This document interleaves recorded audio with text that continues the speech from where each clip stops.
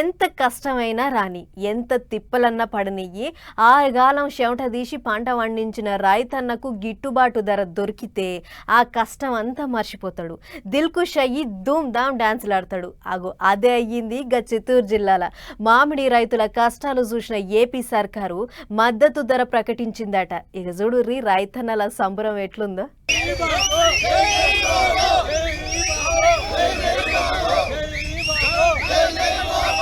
అది రైతుల కళ్ళ ఆనందం అంటే గిట్లుండాలి. చిత్తూరు జిల్లా దిక్కు ఇగో ఈ రైతులంతా తోతాపరి మామిడి పంటేసిర్రట. కానీ మార్కెట్కు పట్టకపోతే అడ్డీకి పావు షేర్ లెక్కనే చాలా తక్కువ ధరకు అడిగిరట వ్యాపారులు.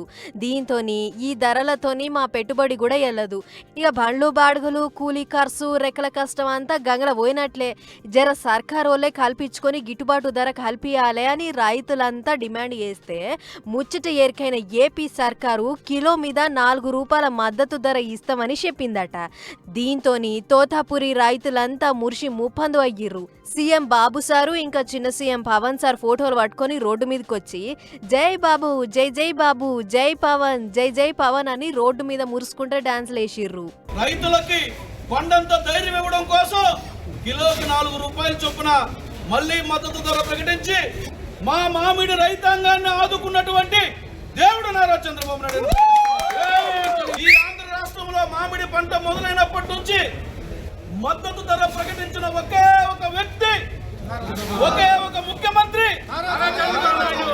చూస్తిరా, టన్నుకు 4000 మద్దతు దొరికిందని రైతులది ఒక మురిపెం కాదు. అందుకే మార్కెట్ గీతీల సంబరాలు చేసుకుంటూ మురిచిపోయిర్రు. ఏదేమైనా రైతు మంచిగుంటేనే రాష్ట్రం బాగుంటదని నమ్మిన కూటమి సర్కార్కు మా అన్నదాతల తరఫుకెంచి శనార్థులు. ఇట్లనే కడమ రైతులను కూడా ఆదుకుంటే వ్యవసాయం పనులల్లా ఏపీని మించిన రాష్ట్రమే ఉండదు అని వాళ్ళ పాయరాన్నంతా చూపించిర్రు.